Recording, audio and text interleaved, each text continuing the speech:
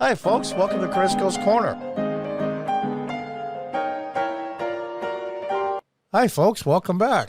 From the New York Post, more than 1 million have switched to Republican Party in the last year. Yeah.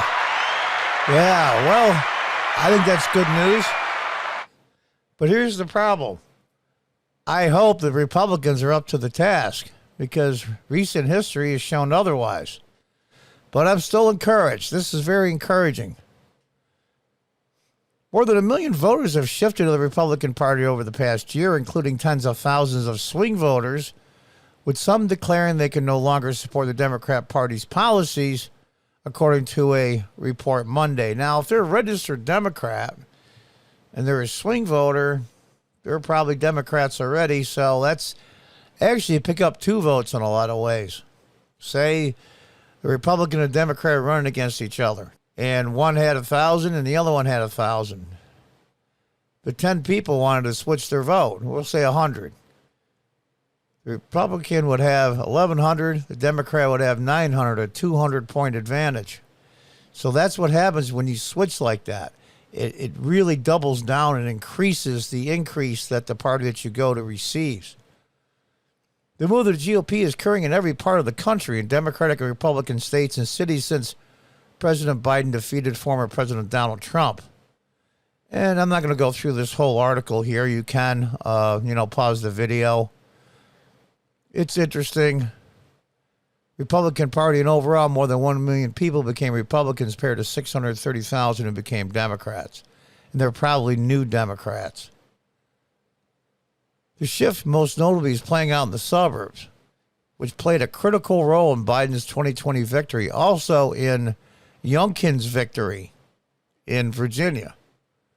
Well-educated swing votes who voted against Trump appear to be turning the Republican Party, analysis shows.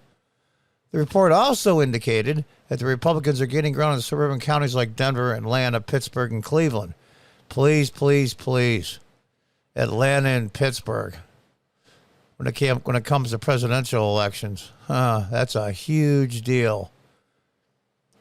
It's more a rejection of the left and embracing the right, said Ben Smith, 37, of Larimer County, a suburb just north of Denver. And I actually go along with that, about embracing rejection of the left and embracing the right. Because I'll tell you the truth, honestly, that Republicans can't go much longer with the fact that, we suck too, but look how bad the Democrats are. And it's only going to work for so long. Smith said she reluctantly registered Republican earlier this year as the Democratic Party embraced COVID vaccine mandates, focused on racial justice, and appeared unable to curb the rise of violent crime. Not just curb, encourage. Jessica Crowles is also a resident of the same county, and she was a reliable Democratic voter in 2016, but the party left me behind. Full disclosure, in the early 2000s, 2007, I live in upstate New York. I was on the local city council as a Democrat. And in fact, in 2006, I was the head Democrat as the city council president. So I'm a former Democrat myself, turned Republican many years ago.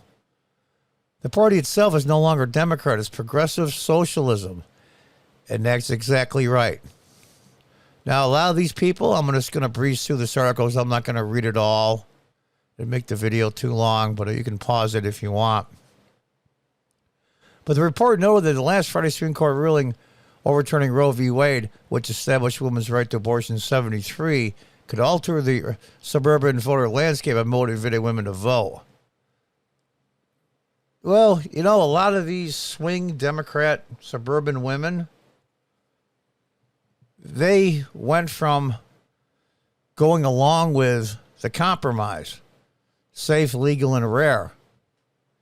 And the progressives pushed it to legal up to the time of conception. And many suburban women said, whoa, wait a minute. What the hell happened here? And that's what they've been pushing for the last 3, 4, 5 years. With success, I might add, in many areas. And they said, no. That's not what we agreed on. I don't like the fact that you could have an abortion up to 12 to 15 weeks. But safe, legal, and rare, that was the deal. And you guys reneged. So that's going to be the turning point, I think. Biden and Democrats are out of touch with the American people. That's why they're flocking to the Republican Party. To a certain extent, that's true. That's true. The policies of the Republicans have always been 50 to 100 times better, depending on where you live. I live in upstate New York, so I'm stuck in New York. But I'm seriously considering moving to Tennessee. I've been there several times, a much freer state. Open borders, gas prices, baby formula shortage, rising crime. The Democratic National Committee declined to comment about the shift in voter affiliations. I mean, they didn't have any talking points ready for it? Huh. Which is a surprise. That's intriguing. I think this last paragraph tells it all. But it doesn't mean we're ready to vote against those lawmakers either. Frankly, they're skeptical of both opinions that they have. You know, it's amazing. Charles Cott said the organization is seeing suburban voters moving away from Democrats who espouse extreme policy considerations. Sedale said the lesson here, candidates have to make their case. They have to give voters something to vote for, not something to vote against. And that's going to be an issue in 2024 if Trump and or DeSantis run for president. All the Democrats are going to say, be against Trump. Well, what are you for? Open borders, abortions till just before birth, CRT in schools, proper pronouns to kindergartners and first graders, sex education classes, drag queen shows with very skimpily clad adults and tweaking in front of children. And shall I go on and on? How about universal mail-in ballots? About this, how about non-citizens voting? The list is endless. And then the person that's talking to the Democrats says, oh, okay, thanks. That's why they're losing people. They are losing people. And they have nobody to blame for themselves.